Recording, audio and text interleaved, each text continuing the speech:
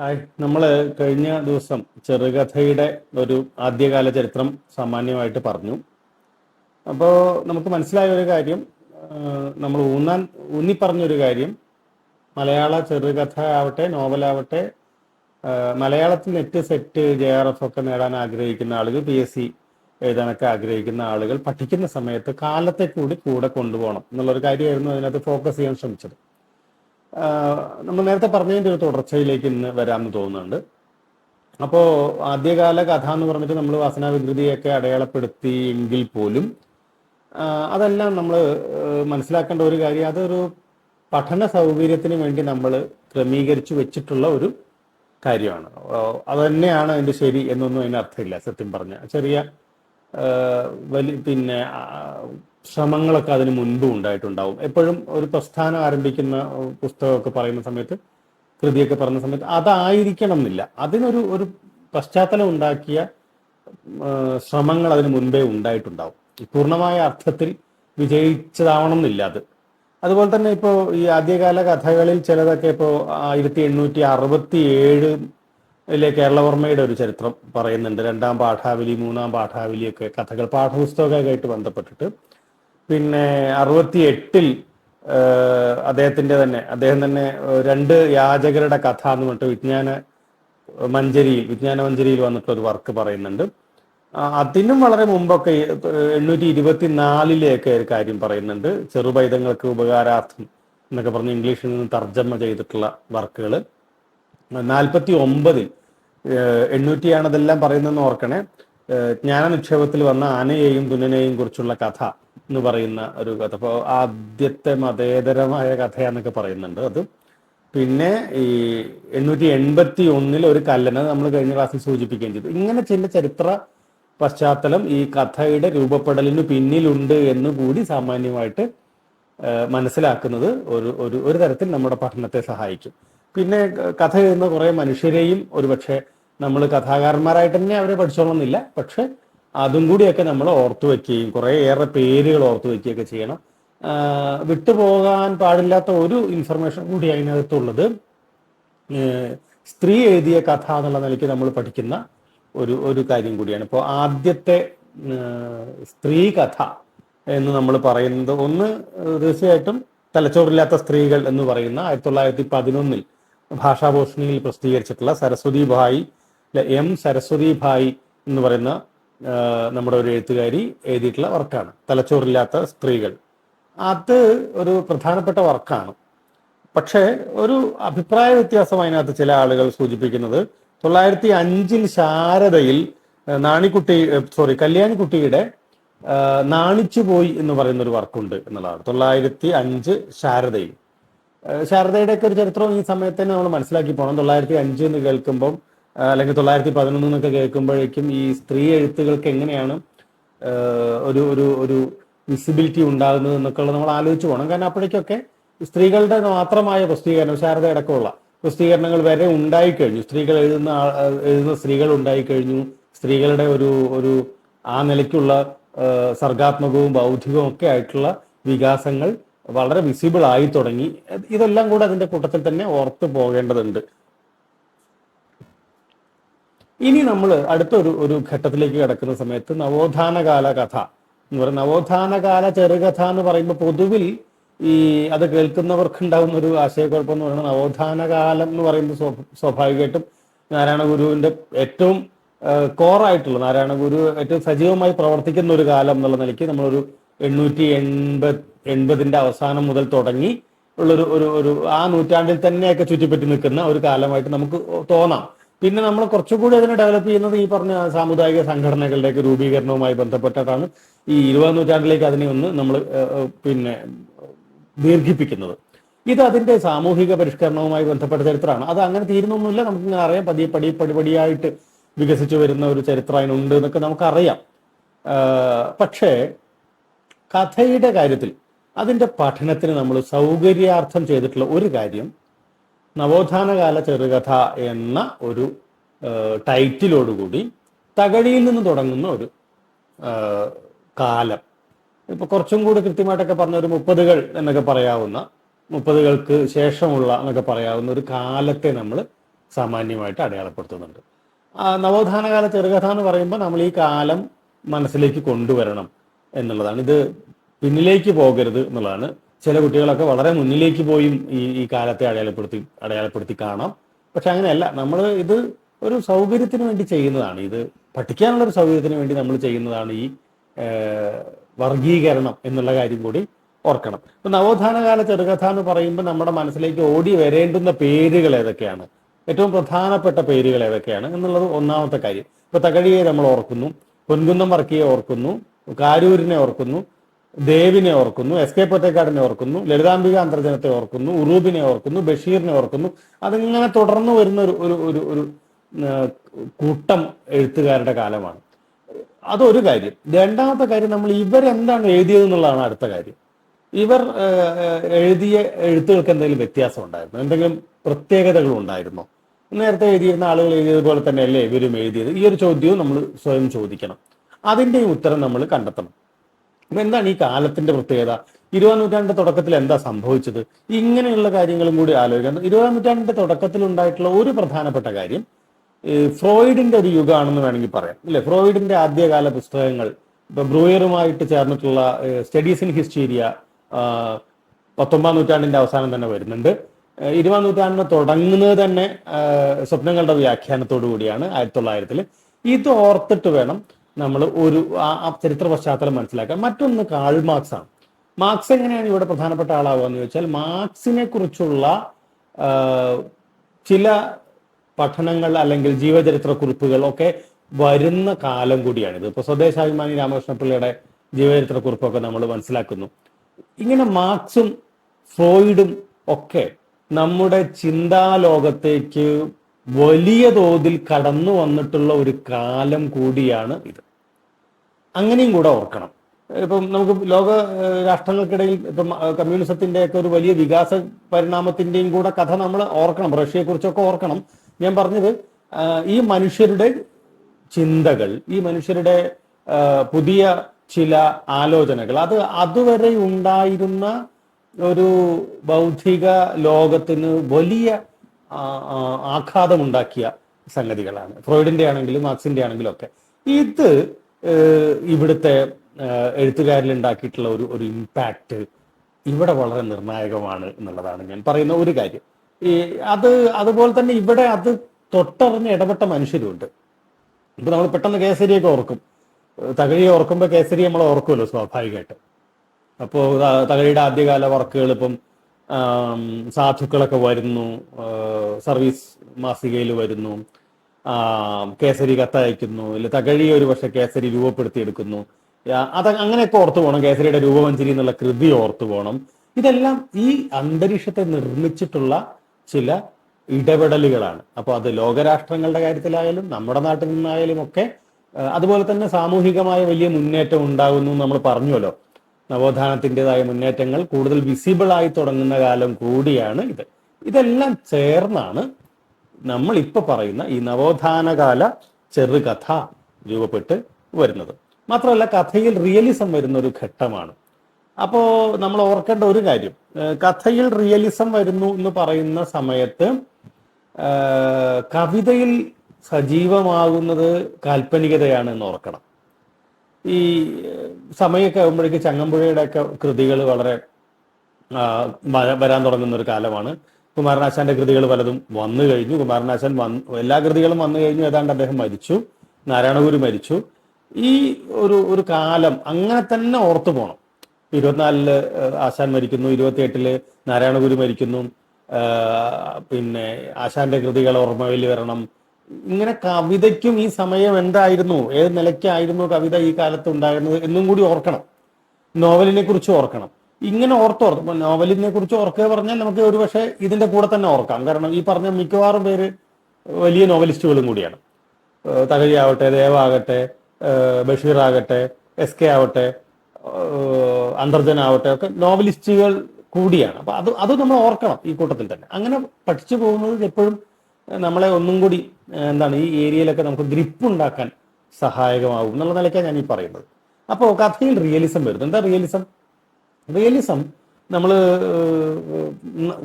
നേരെ എഴുതുക എന്നുള്ള നിലയ്ക്കൊക്കെയാണ് ചെറിയ ക്ലാസ്സുകളിൽ മനസ്സിലാക്കിയത്. പക്ഷെ അതല്ല അതിന്റെ റിയലിസത്തിന്റെ യഥാർത്ഥ പശ്ചാത്തലം എന്ന് പറയുന്നത്.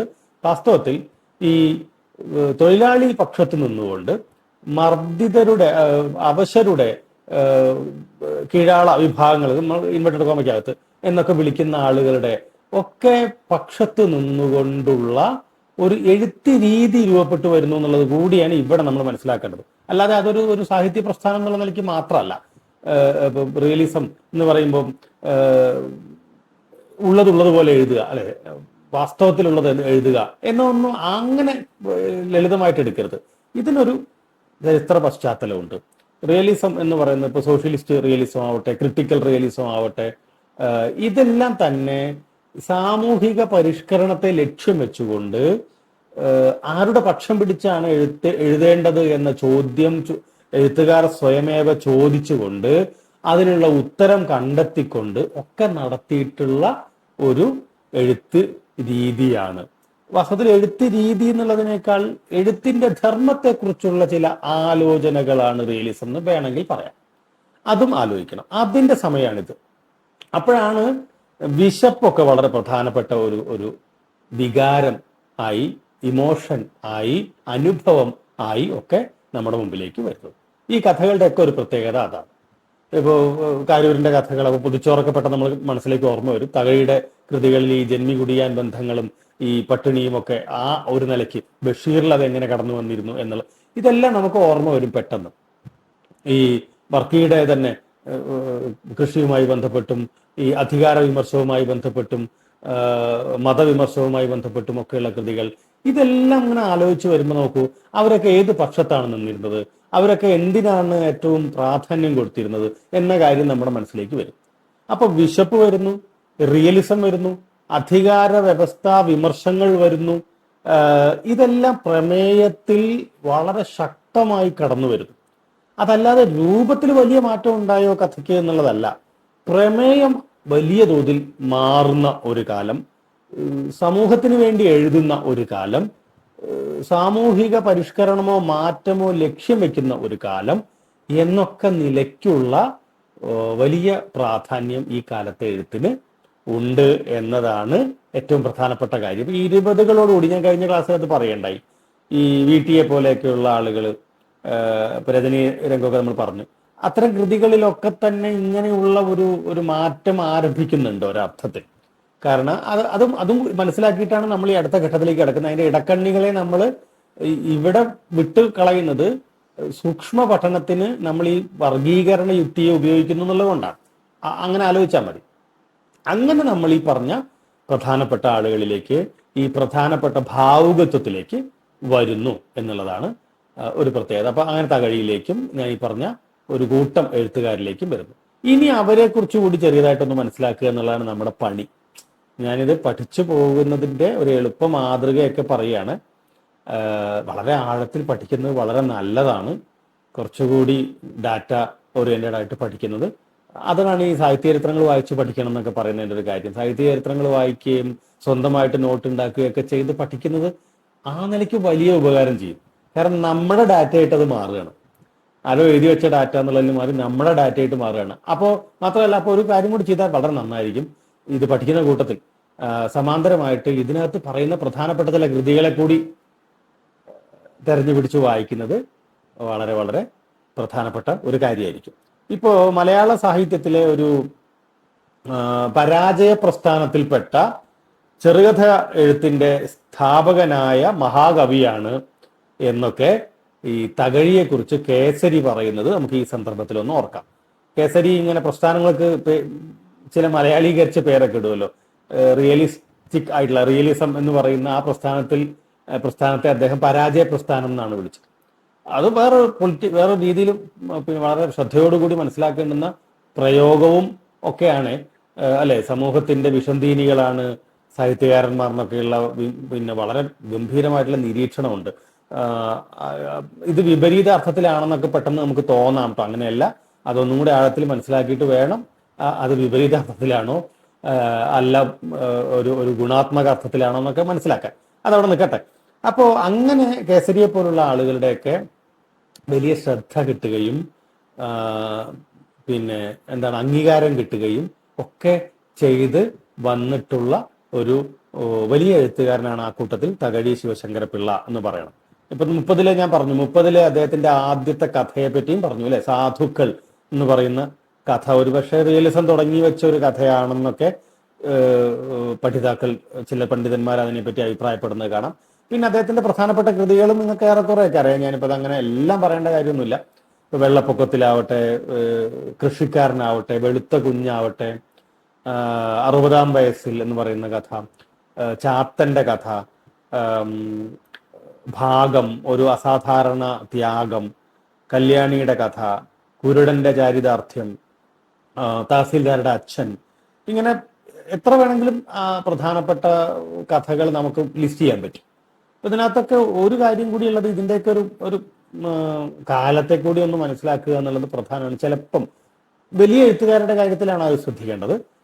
ഇപ്പൊ നമ്മൾ ഈ പഠിക്കുന്ന സമയത്ത് നിങ്ങൾ ചെയ്യുന്ന ഒരു കാര്യം എന്താ വെച്ചാൽ ഭയങ്കരമായിട്ട് ഹാർഡ് വർക്ക് ചെയ്യും, ഇരുന്ന് പഠിക്കുകയാണ്, ഒരുപാട് സമയം എടുത്ത് പഠിക്കും. അവിടെ അതത്ര ഗുണകരമായിക്കൊള്ളുന്നില്ല. ചിലപ്പോൾ ചില സന്ദർഭത്തിൽ കുറച്ച് സമയം എടുത്ത് പഠിക്കുന്നവർ അങ്ങനെ പഠിക്കുന്നതുകൊണ്ട് ഗുണമുണ്ട്. അല്ലാത്തവർ കുറച്ചൊരു സ്മാർട്ട് വർക്ക് ചെയ്യണം. എന്ന് വെച്ചാൽ സ്മാർട്ട് വർക്ക് എങ്ങനെയാ ചെയ്യാം? നമുക്ക് എല്ലാവരെയും കണ്ടാൽ പഠിക്കണം അതെല്ലാം ചോദിക്കാവുന്ന ചോദ്യമാണെന്ന് കരുതരുത്. അതിൽ തന്നെ ഒരു വിവേചന ബുദ്ധി നമ്മൾ കാണിക്കണം. ഏതേത് എഴുത്തുകാരാണ് ഏറ്റവും പ്രധാനപ്പെട്ട എഴുത്തുകാർ, ഏതേത് എഴുത്തുകാരുടെ കൃതികൾക്കാണ് പ്രാധാന്യമുള്ളത്, കൂടുതൽ വിമർശക ശ്രദ്ധ കിട്ടിയ കൃതികൾ ഏതാണ്, അവാർഡുകളൊക്കെ കിട്ടിയ, അക്കാഡമി അവാർഡുകളൊക്കെ കിട്ടിയ കൃതികൾ ഏതാണ്, അത്തരത്തിലൊക്കെയുള്ള ഒരു യുക്തി വർക്ക് ചെയ്താൽ അത് ശ്രദ്ധിച്ചു പോകാൻ പറ്റും. അതിൻ്റെയൊക്കെ ഒരു ക്രോണോളജി, അതിൻ്റെയൊക്കെ ഒരു ഇറങ്ങിയ ക്രമം, ഇങ്ങനെയൊക്കെ ഓർത്തു പോയാൽ കുറച്ചുകൂടി നമുക്ക് പഠിക്കാനുള്ള ഡാറ്റ കുറയ്ക്കുകയും എന്നാൽ നമ്മുടെ പഠനത്തിന്റെ പിന്നെ ഒരു മൂല്യം കുറയാതെ നോക്കുകയും ചെയ്യാം. ഇപ്പൊ കേരളത്തിന്റെ മോപ്പസാങ് എന്നൊക്കെയാണല്ലോ തകഴിയെ പൊതുവെ നമ്മളും വിളിക്കുന്നത്, വിലയിരുത്തപ്പെടുന്നത്. വളരെ ആകർഷകമായിട്ടുള്ളൊരു തുടക്കം ഉണ്ടാവും തകഴിയുടെ കഥകൾക്ക്. എന്നിട്ട് പതുക്കെ ആകർഷകമായി തുടങ്ങിയ ശേഷം വളരെ സഡൻലി, വളരെ ഫാസ്റ്റായിട്ട് നമ്മളൊരു പിരിമുറുകിയ അവസ്ഥയിലേക്ക് അങ്ങോട്ട് കഥ മാറുന്നത് കാണാം. പിന്നെ വളരെ സാർത്ഥകമായിട്ടുള്ള അല്ലെങ്കിൽ ഭദ്രമായിട്ടുള്ള ഒരു സമാപനവും കാണാം. തകഴി കഥകൾക്ക് ഇങ്ങനെ വളരെ ശില്പപരമായിട്ട് കൂടിയുള്ള ചില പ്രത്യേകതകളുണ്ട്. അത് തകഴി അങ്ങനെ തകഴിയൊക്കെ പരിശീലിപ്പിച്ചെടുക്കുന്നുണ്ട്. ആ കാലം, അദ്ദേഹത്തിന്റെ വായന, അദ്ദേഹത്തിന് പരിചയപ്പെടുത്തി കൊടുക്കുന്ന കൃതികൾ. ഇപ്പൊ കേസരിയൊക്കെ അതിനകത്ത് നിർണായകമായി ഇടപെട്ടിട്ടുണ്ട്. ഇപ്പൊ പുറത്തെ പല കൃതികളെയും പരിചയപ്പെടുത്തുന്നതിൽ, അതിൻ്റെയൊക്കെ തർജ്ജമകള്, ആ എഴുത്തുകാരെയൊക്കെ ഇവിടെ പിന്നെ അവതരിപ്പിക്കുന്നതിൽ, ഇവരുടെയൊക്കെ ശ്രദ്ധ അവരിലേക്ക് എത്തിക്കുന്നതിൽ, അങ്ങനെ ഒരുപാട് കാര്യങ്ങളിൽ അതെല്ലാം നിന്റെ അനുബന്ധമായിട്ട് മനസ്സിലാക്കണം എന്ന് പറയാം. സമാഹാരങ്ങളുടെ പേരും ഈ പറഞ്ഞ പോലെ കഥകളുടെ പേര് പോലെ തന്നെ ഒന്ന് ശ്രദ്ധിച്ച് മനസ്സിലാക്കേണ്ട ഒരു കാര്യമാണ്. ഇപ്പൊ ചങ്ങാതികൾ, ഇൻകുലാബ്, മകളുടെ മകൾ, പ്രതീക്ഷകൾ, പതിവ്രത, ഘോഷയാത്ര, അടിയൊഴുക്കുകൾ, ഇങ്ങനെയൊക്കെയുള്ള തകഴിയുടെ സമാഹാരങ്ങളുടെ ടൈറ്റിൽ കൂടി ഒന്ന് ഓർത്തു പോകുന്നത് ആ നിലയ്ക്കും ഗുണകരമാണ് എന്ന് എനിക്ക് തോന്നുന്നു. അപ്പൊ അങ്ങനെയൊക്കെ ഒരു ശ്രദ്ധ നമ്മുടെ പഠനത്തിൽ വരുത്തേണ്ടതുണ്ട്. പിന്നെ ഒരു പ്രധാനപ്പെട്ട ആള് ഞാൻ നേരത്തെ പറഞ്ഞ പോലെ കേശവദേവാണ്. നമ്മൾ ഇന്ന് ഇവരെയൊക്കെ ഒരു പക്ഷേ കഥാകാരന്മാർ എന്നതിലുപരി നോവലിസ്റ്റുകളായിട്ടൊക്കെ കാണുന്നുണ്ടാവും. പക്ഷെ നമ്മൾ കഥയിൽ അത് അവരെ വളരെ പ്രാധാന്യത്തോടെ പഠിക്കണം. ഇപ്പൊ കേശവദേവിന്റെ തന്നെ പ്രധാനപ്പെട്ട കൃതികളൊക്കെ ഒന്ന് നോക്കി പോവുക. അത് ഗുസ്തി, പ്രതിജ്ഞ, കൂൾ ഡ്രിങ്ക്സ്, കത്തന്റെ പിറകിൽ, നായരീഴവ ലഹള, ഇങ്ങനെ ഞാൻ അത് എല്ലാ കൃതികളുടെയും പേര് പറയുന്നില്ല, ജീവിത സമരം, തസ്കര സംഘം, നിക്ഷേപം, അച്ഛനും ഭാര്യയും, ഇങ്ങനെ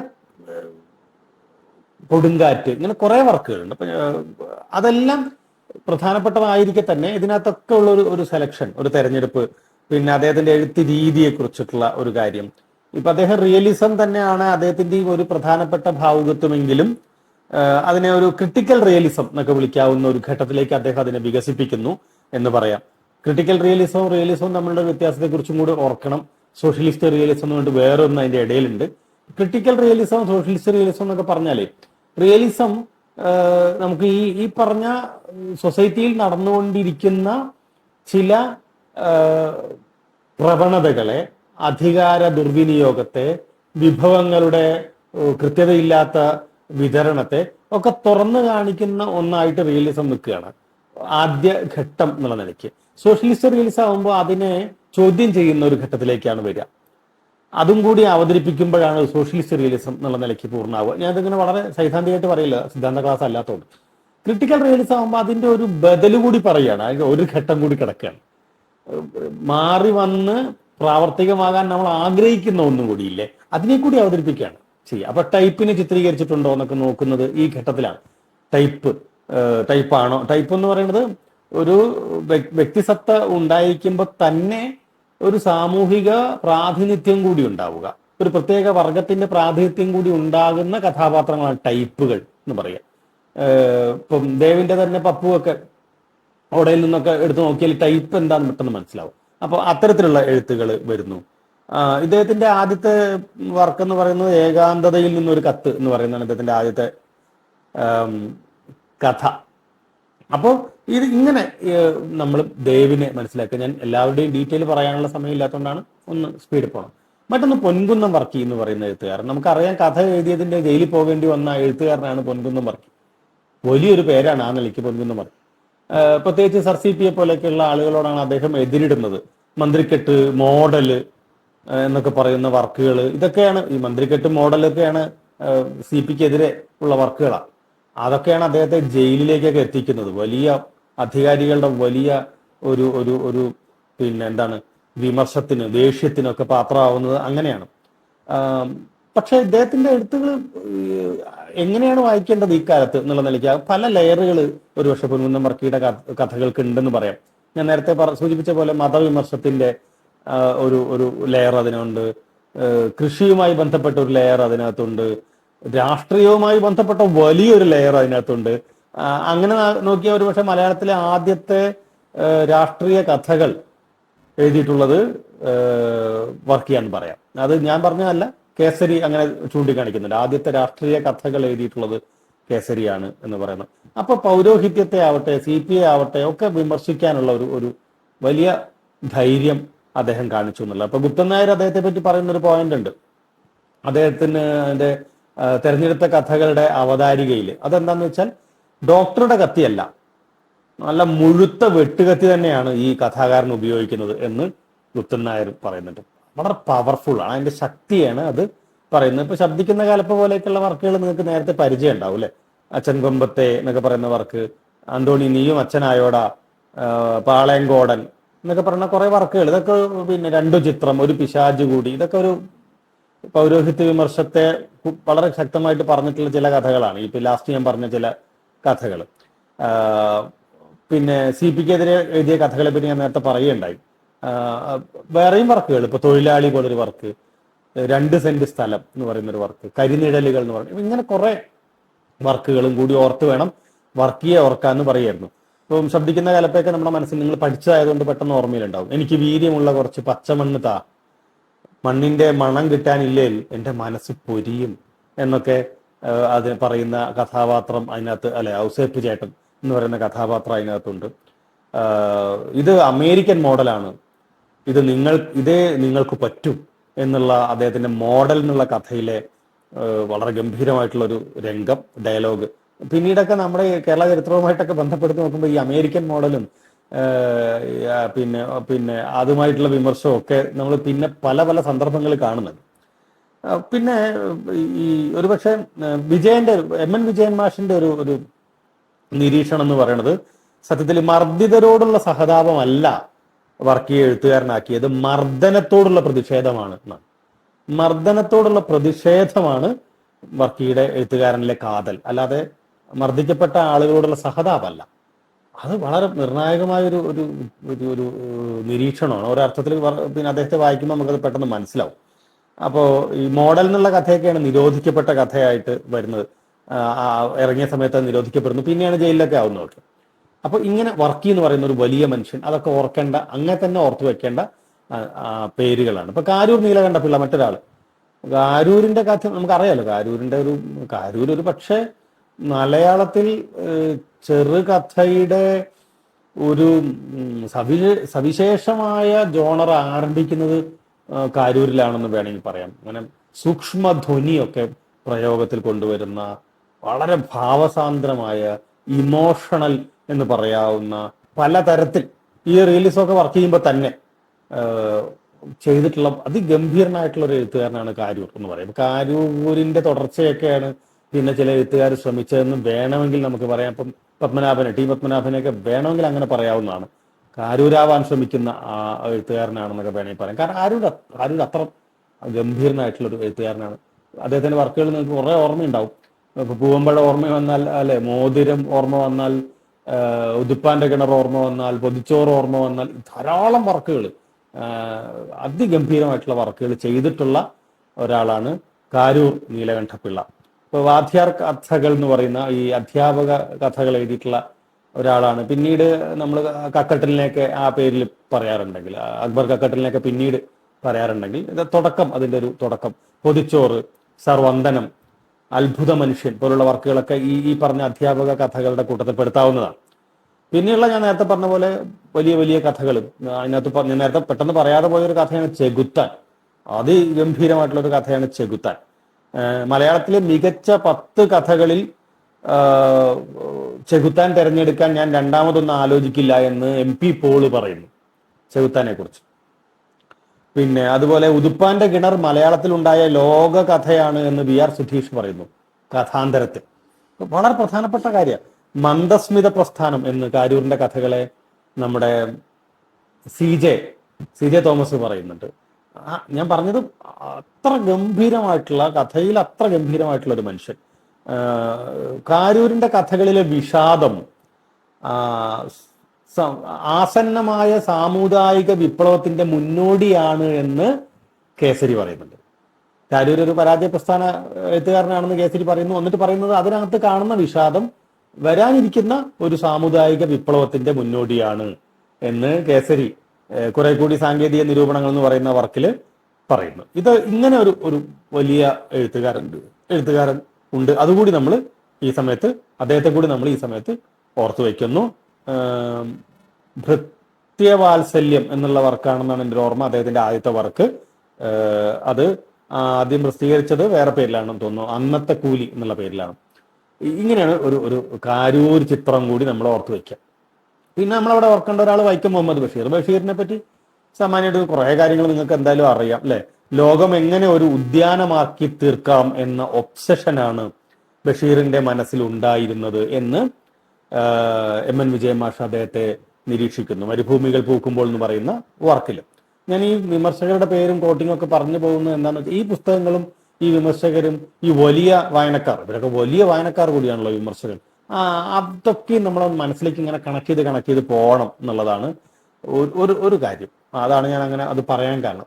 തങ്കം എന്ന് പറയുന്ന ഒരു വർക്കായിരുന്നു ബഷീറിന്റെ ആദ്യത്തെ കഥ. നമ്മൾ നേരത്തെ വളരെ ചെറിയ ക്ലാസ്സിൽ തന്നെ പഠിച്ചിട്ടുണ്ട്. പിന്നെ അദ്ദേഹത്തിന്റെ കുറെ കഥകൾ നിങ്ങൾക്ക് അറിയാം. അതിപ്പോ പ്രത്യേകിച്ച് ഒരു ക്ലാസ്സിൽ പറയേണ്ട കാര്യമില്ല. ഇപ്പൊ ടൈഗർ ആവട്ടെ, വിഡ്ഢികളുടെ സ്വർഗ്ഗാവട്ടെ, ബിഷപ്പ് ആവട്ടെ, ജന്മദിനമാവട്ടെ, പൂവമ്പഴം ബഷീർ എഴുതിയിട്ടുണ്ടല്ലോ, കാരൂർ എഴുതിയിട്ടുണ്ട്, പിന്നെ മാധവിക്കുട്ടി എഴുതിയിട്ടുണ്ട്, ഐഷക്കുട്ടി ആവട്ടെ, നീല വെളിച്ചമാവട്ടെ, പിന്നീട് വറവ് നിലയൊക്കെ ആയിട്ട് മാറിയ വിശ്വവിഖ്യാതമായ മൂക്കാവട്ടെ, മതിലുകളാവട്ടെ, ഭാരതമാതയാവട്ടെ, ഭഗവത്ഗീതയും കുറെ മുലകളുമാവട്ടെ, മുച്ചീട്ട് കളിക്കാരന്റെ മകളാവട്ടെ, ആനവാരിയും പൊൻകുരിശുമാവട്ടെ, അനവധി വർക്കുകൾ. ബഷീർ കഥകൾ പറയുകയാണെങ്കിൽ നമുക്ക് ഒരു 30 മിനിറ്റ് മതിയാകില്ല അതിന്റെ ലിസ്റ്റ്. കാരണം എല്ലാ കഥകളും തന്നെ വളരെ പ്രധാനപ്പെട്ടതാണ്, എല്ലാം വലിയ തോതിൽ വായിക്കപ്പെട്ട കഥകളാണ്. അങ്ങനെ ബഷീറിനെയും ഓർക്കുന്നു. ബഷീറിന്റെ എഴുത്തിന്റെ പ്രത്യേകതയൊക്കെ നമുക്കറിയാം. ബഷീർ കുറച്ചുകൂടി പിന്നീട് ബഷീറിന്റെ എഴുത്തിന്റെ സ്വഭാവം മാറുന്നതിനെ പറ്റി നമുക്കറിയാം. ബഷീറിന്റെ വിശപ്പ് എന്ത് തരം വിശപ്പായിരുന്നു നമുക്കറിയാം. ബഷീറിലെ സൂഫിസത്തെ പറ്റി അറിയാം. ഇങ്ങനെ ഇവർക്കൊക്കെ തുടർച്ചകളുണ്ട്. നമ്മളിപ്പോ ഒരു പ്രസ്ഥാനത്തിൽ അവരെ പഠിക്കുന്നു എന്നുള്ളതിന് അർത്ഥം അവർ അങ്ങനെ മാത്രം എഴുതിയ ആളുകളാണെന്നൊന്നും അല്ല. താരതമ്യേന ആ ഒരു പഠന സൗകര്യമാണ് നമ്മൾ ലക്ഷ്യം വെക്കുന്നത്.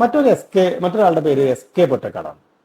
പൊറ്റക്കാട് നമ്മളിപ്പോ വേറൊരു രീതിയിലാണല്ലോ. അദ്ദേഹം വലിയ യാത്രാവിവരണ സാഹിത്യകാരനാണ്. അദ്ദേഹം വലിയ നോവലിസ്റ്റാണ്. ജ്ഞാനപീഠം കിട്ടിയപ്പോൾ കഥ കഴിയ പോലെ തന്നെ അങ്ങനെ ഒരു വേറെ ചിത്രം നമുക്കറിയാം. അത് ഞാൻ അറിയുന്ന കാര്യങ്ങൾ പറയാതെ പോവുകയാണ്. ഒരു റൊമാൻറ്റിക് ഭാഷയും അത്തരത്തിലൊരു അവതരണവും ഒക്കെ ആയിട്ട് വന്നിട്ടുള്ള ഒരാളാണ് എസ് കെ പൊറ്റക്കാട് കഥയിലേക്ക് വരുന്ന സമയത്ത്. ഇപ്പോൾ കഥാന്തരത്തിൽ വി ആർ സുധീഷ് പറയുന്ന ഒരു കാര്യമുണ്ട്, സംഗ്രഹിക്കപ്പെട്ട മറ്റൊരു മലബാർ മാനുവൽ എന്ന് പൊറ്റക്കാടിന്റെ കഥകളെ പറ്റി പറയാവുന്നതാണ്. അങ്ങനെയാണ് അത് സത്യത്തിൽ വലിയൊരു ക്യാൻവാസും പൊറ്റക്കാടിന്റെ എഴുത്ത് മൊത്തം എടുത്തു നോക്കിയാൽ അറിയാം. അദ്ദേഹം കുറെ ഫാന്റസി കഥകൾ എഴുതിയിട്ടുണ്ട്. ഞാൻ ഇങ്ങനെ അവതരണോ എഴുത്തോ ഒക്കെ റൊമാൻറ്റിക് ആണെന്ന് പറയുന്ന സമയത്ത് അങ്ങനെ തന്നെയല്ല, വളരെ ഫാന്റസി വർക്ക് ചെയ്തിട്ടുള്ള, അപ്പൊ തിരുവാതിര, അതിഥേയ എന്നൊക്കെ പറയുന്ന കഥയൊക്കെ വളരെ ഫാന്റസി വർക്ക് ചെയ്തിട്ടുള്ള കഥകളുണ്ട്. പിന്നെ വളരെ സൈക്കോളജിക്കൽ ആയിട്ടുള്ള മനഃശാസ്ത്രപരമായിട്ടുള്ള കഥകൾ, ത്രില്ലർ സ്വഭാവത്തിലൊക്കെ. ഇപ്പോൾ സ്ത്രീ എന്നൊക്കെ പറയുന്ന കഥ അല്ലെ, ഭാർഗവി എന്ന് പറയുന്ന കഥാപാത്രത്തെ മറക്കാൻ പറ്റില്ല. അതിഗംഭീരമായിട്ടുള്ള കഥകളാണ്. ഭ്രാന്തനായ എന്ന് പറയുന്ന വേറൊരു കഥ, ഒഴിഞ്ഞ കട്ടിൽ, പുള്ളിമാൻ വളരെ ഗംഭീരമായിട്ടുള്ള ഒരു കഥയാണ്. പ്രതിമ, നിശാഗന്ധി, സന്ദർശനം, ടൈം പീസിന്റെ കഥ, വേശ്യയുടെ കത്ത്, ധാരാളം കഥകൾ അദ്ദേഹത്തിൻ്റെതായിട്ടുമുണ്ട്. അതും നമ്മളൊന്ന് ഓർത്ത് വെക്കുന്നത് നന്നായിരിക്കും. ഇനി ഒരു പേര് നമുക്ക് ഈ കൂട്ടത്തിലേക്ക് പെടുത്താവുന്ന, ഇങ്ങനെ തുടർച്ചയാണ് ഏത് പുറത്തേക്ക് പെടുത്താവുന്ന ഒരാൾ ഉറൂബാണ്. ഉറൂബ് ഈ പറഞ്ഞ പോലെ നമുക്കറിയാം വേറൊരു വലിയ മാസ്റ്റർ റൈറ്ററാണ് മലയാളത്തെ സംബന്ധിച്ച്. ഇപ്പൊ രാച്ചിയമ്മയായാലും ആരാധനയായാലും വെളിച്ചത്തിനും ഇരുട്ടിനും ഇടയിൽ എന്ന് പറയുന്ന വർക്ക്, പടച്ചോന്റെ ചോറ് എന്ന് പറയുന്ന വർക്ക്, പൊന്നു തൂക്കുന്ന കടലാസ് എന്ന വർക്ക്, കൊടുങ്കാറ്റിൽ എന്ന വർക്ക്, മഞ്ഞിൻമറയിലെ സൂര്യൻ, വെളുത്ത കുട്ടി, വാടക വീടുകൾ, അനവധി വർക്കുകൾ ചെയ്തിട്ടുള്ളൊരു ഗംഭീരനായ എഴുത്തുകാരനാണ് ഉറൂബ്. പക്ഷെ നമ്മൾ ഉറൂബിനെയും ഈ പറഞ്ഞ പോലെ ഇന്ന് നമ്മൾ അദ്ദേഹം കവിത എഴുതിയിട്ടുണ്ട്, തുടക്കത്തിൽ കഥകൾ എഴുതിയിട്ടുണ്ട്, നോവലിസ്റ്റുമാണ്. പക്ഷെ നമ്മൾ ഇന്ന് ഉറൂബിനെ ഏറ്റവും കൂടുതൽ വായിക്കുക തീർച്ചയായിട്ടും നോവലിസ്റ്റ് എന്നുള്ള നിലയ്ക്കായിരിക്കും. അദ്ദേഹത്തിന്റെ വർക്കുകൾ, സുന്ദരികളും സുന്ദരന്മാരായാലും ഇങ്ങനെ അതൊക്കെ ആയിരിക്കും നമ്മുടെ മനസ്സിലേക്ക് ആദ്യം വരുന്ന, ഉമ്മാച്ചുമൊക്കെ ആയിരിക്കും ആദ്യം വരുന്ന ഇമേജ്. അത് അതിൻ്റെ ഒരു നോവലിന്റെ ഭാഗത്ത് പഠിക്കണം, അത് വളരെ പ്രധാനപ്പെട്ടതാണ്. പക്ഷെ അദ്ദേഹം കഥകളുടെ ഭാഗത്ത് വിട്ടുപോകാൻ പാടില്ലാത്ത ഒരു കണ്ണിയാണ്, അതും കൂടെ ഓർക്കണം. ഒരു പേര് കൂടി പറഞ്ഞ് നമുക്ക് ഈ ഘട്ടം ഒന്ന് അവസാനിപ്പിക്കാൻ തോന്നുന്നു. അത് ലളിതാംബിക അന്തർജനാണ്. ശരിക്കും പറഞ്ഞാൽ ലളിതാംബിക അന്തർജനം പറഞ്ഞ് നിർത്തുകയല്ല, നമ്മൾ അതിനും തുടർച്ചയുണ്ട്. സരസ്വതിമയിലേക്കൊക്കെ നമുക്ക് പോകേണ്ടി വരും. കാരണം അത് അങ്ങനെ ഒരു പ്രസ്ഥാനത്തിന്റെ ഇങ്ങനെ ഒരു ചതുരക്കള്ളിക്കകത്ത് മാത്രം ഒതുങ്ങില്ല, അതിങ്ങനെ വികസിച്ചു വരും. ലളിതാംബിക അന്തർജനത്തിലേക്ക് വരുമ്പോൾ മാണിക്യൻ പോലെ ഒരു വർക്ക്, വളരെ പ്രധാനപ്പെട്ട ഒരു മലയാളത്തിലെ ഒരു പ്രധാനപ്പെട്ട ഒരു വർക്കാണല്ലോ മാണിക്യൻ. എനിക്ക് തോന്നുന്നു 3 വർക്കുകൾ ഒരുപക്ഷെ മാണിക്യൻ പോലെയുണ്ട് മലയാളത്തിൽ, ഏതാണ്ട് ഒരേ പ്രമേയമുള്ള. അതിങ്ങനെ ഒരു രസകരമായി ഓർക്കുന്നൊരു കാര്യം, ഇപ്പൊ വെള്ളത്തോളിന്റെ നിത്യകന്യക എന്നൊരു കവിതയുണ്ട്. അതുപോലെ മുട്ടത്ത് വർക്കിയുടെ ശബ്ദിക്കുന്ന കലപ്പ എന്ന് പറയുന്ന ഒരു കഥയുണ്ട്. ഇതൊക്കെ ഇതെല്ലാം തമ്മിൽ ചെറിയ ബന്ധമുണ്ട്. മാണിക്യന് ശേഷമാണ് ശബ്ദിക്കുന്ന കലപ്പ വരുന്നത്. ആദ്യം വരുന്നത് നിത്യകന്യകയാണ്. ആ വർക്കുകളുടെ ഒരു ക്രമം അങ്ങനെയാണ്. ചിലപ്പോൾ അതൊക്കെ അങ്ങനെയൊക്കെ ചിലപ്പോൾ ചോദിക്കും, അങ്ങനെയൊക്കെ ചോദിച്ചാൽ നമുക്ക് അതും കിട്ടണം. അപ്പൊ മാണിക്യൻ പോലൊരു വർക്ക്, ഇത് ആശാസ്യമാണോ, കുറ്റസമ്മതം, പ്രതികാര ദേവത, കിളിവാതിലിലൂടെ, ഇങ്ങനെ പ്രതികാര ദേവതയൊക്കെ നമുക്ക് നേരത്തെ നമ്മൾ കേട്ടിട്ടുണ്ടാവും അല്ലെ, മാണിക്യൻ മാത്രമാവില്ലേ കേട്ടിട്ടുണ്ടാവുക. താത്രിയുടെ കഥയൊക്കെ വരുന്ന വർക്കല്ലേ, അതൊക്കെ ഓർക്കുണ്ടാവും. അതുപോലെ ഗാന്ധിക്ക് ശേഷം, മൂടുപടത്തിൽ എന്നൊക്കെ പറയണ, പിന്നെ പ്രസാദം എന്ന് പറയുന്ന കഥ. പ്രസാദം നമ്മൾ ഓർക്കണം. എന്താണ് പ്രസാദത്തിന്റെ പ്രത്യേകത? അത് ഈ അഗ്നിസാക്ഷി എന്ന് പറയുന്ന അവരുടെ നോവലിന്റെ, ലളിതാംബിക അന്തർജനത്തിന്റെ നോവലിന്റെ ഒരു ആമുഖമായിട്ട് കരുതപ്പെടുന്ന കഥയാണ് പ്രസാദം. അങ്ങനെയൊക്കെയും കണക്ഷൻ ഉണ്ട്. അതൊക്കെ നിങ്ങൾ വായിച്ചെടുക്കേണ്ട ഡാറ്റകളുമാണ് ശരിക്കും. അങ്ങനെയും ഒക്കെ നമ്മൾ മനസ്സിലാക്കുന്ന ഒരു വലിയ എഴുത്തുകാരിയാണ്. അപ്പം അവരും നമ്മളിപ്പോ ഒരുപക്ഷെ നോവലിസ്റ്റ് എന്ന നിലയ്ക്ക് കൂടുതൽ, ഇപ്പോൾ ഒറ്റ നോവൽ എഴുതിയിട്ടുള്ളൂ എങ്കിലും ഒരുമാതിരി കേരളത്തിലെ എല്ലാ നോവലിന് കിട്ടാവുന്ന എല്ലാ അവാർഡുകളും വാരിക്കൂട്ടിയിട്ടുള്ള ഒരാളായതുകൊണ്ടും അത് വളരെ പ്രധാനപ്പെട്ട ഒരു വർക്കായതുകൊണ്ടും അഗ്നിസാക്ഷി നമ്മൾ അങ്ങനെ ഓർക്കുന്നത് കൊണ്ടൊക്കെ ലളിതാംബിക അന്തർജനത്തിൽ അങ്ങനെ മാത്രമല്ല, അവരുടെ കാര്യമൊക്കെ പഠിക്കുമ്പോൾ നമ്മൾ ഈ സ്ത്രീ എഴുത്തിന്റെ ഒരു വികാസം കൂടി മനസ്സിലാക്കുകയും വേണം. അതാണ് ഞാൻ പിന്നെ സരസ്വതി അമ്മയുടെ പേരും കൂടെ പറഞ്ഞു. കെ സരസ്വതി അമ്മ എന്ന് പറഞ്ഞാൽ അടുത്ത എഴുത്തുകാരിയിലേക്കൊക്കെ വരുന്നത്. നമ്മുടെ ജി എൻ പണിക്കരൊക്കെ സരസ്വതി അമ്മയെ പറ്റി പറയുന്നത് തന്നെ എന്താ, നമ്മുടെ ചെറുകഥാ സാഹിത്യത്തിലെ ഏകാന്ത വിസ്മയമാണ് സരസ്വതി അമ്മ എന്നാണ്. വളരെ പ്രധാനപ്പെട്ട ഒരു പേരാണ്, വളരെ പ്രധാനപ്പെട്ട ഒരു വ്യക്തിയാണ് കഥയെ സംബന്ധിച്ച് സരസ്വതി അമ്മ. സ്ത്രീ ജന്മം എന്ന് പറയുന്ന അവരുടെ വർക്ക് എനിക്ക് 1946 അപ്പൊ 50കളിലേക്കൊക്കെ നമ്മൾ എത്താറായിട്ടോ. അഥവാ സ്വാതന്ത്ര്യവാദക്കാരി എന്ന് പറയുന്ന, ഡബിൾ ആക്ട് എന്ന് പറയുന്ന വർക്ക്, പെൺബുദ്ധി എന്ന് പറയുന്ന വർക്ക്, 55 പേർ മാത്രം എന്ന് പറയുന്ന ആ ബസ്സിലെ പ്രസവമൊക്കെ ആയിട്ട് ബന്ധപ്പെട്ട വർക്ക്, ഇടിവെട്ട് തൈലം എന്ന് പറയുന്ന വർക്ക്, ചോലമരങ്ങൾ പോലുള്ള, വിവാഹ സമ്മാനം പോലുള്ള, പൊന്നുംകുടം പോലെയുള്ള അതിഗംഭീരമായിട്ടുള്ള വർക്കുകൾ തന്നിട്ടുള്ള, ഒരുപക്ഷെ ഫെമിനിസത്തിന് മറ്റൊരു ഒരു ഒരു സവിശേഷമായ രൂപവും ഭാവവും ഒക്കെ തന്നിട്ടുള്ള ഒരു എഴുത്തുകാരിയാണ് സരസ്വതി അമ്മ എന്ന് ഓർക്കണം. അല്ലെ, ഹസ്ബൻഡ് എന്നുള്ള വാക്കിനൊക്കെ സരസ്വതി അമ്മ അസ്പണ്ടം എന്നൊരു വാക്കൊക്കെ സംഭാവന ചെയ്തിട്ടുണ്ട് മലയാളത്തിലേക്ക്. അത്ര പ്രയോഗത്തിൽ വന്നില്ലെങ്കിലും വളരെ ആപ്റ്റാന്ന് തോന്നുന്നു. അങ്ങനെ അതിഗംഭീരമായിട്ടുള്ള ഒരു ഒരു പിന്നെ എഴുത്ത് സ്വന്തമായി ഉണ്ടായിരുന്ന, അത് നമുക്ക് തന്നിട്ടുള്ള ഒരാളാണ് കെ സരസ്വതി അമ്മ എന്ന് പറയുന്ന എഴുത്തുകാരി. ഇത്രയുമൊക്കെ ഇനി ഇങ്ങനെ തുടർച്ചയൊക്കെ ഉണ്ട്. അല്ലെ, നാഗവള്ളി ആർ എസ് കുറിപ്പിലേക്ക്, പുളിമാനയിലേക്ക്, കോവൂരിലേക്ക്, പോഞ്ഞിക്കര റാഫിയിലേക്ക് ഒക്കെ തുടർച്ചയുണ്ട്. എങ്കിലും ഇതാണ് അതിൻ്റെ ഒരു രണ്ടാം ഘട്ടമായിട്ട് നമ്മൾ മലയാള ചെറുകഥയിൽ വളരെ സവിശേഷമായി പഠിക്കേണ്ടുന്ന ഘട്ടം എന്ന് തോന്നുന്നു. ഇനിയുള്ള കണ്ണികളെ കൂടി പൂരിപ്പിച്ചാണ് നിങ്ങൾ പഠിച്ചു പോകേണ്ടത്. Okay, thank you.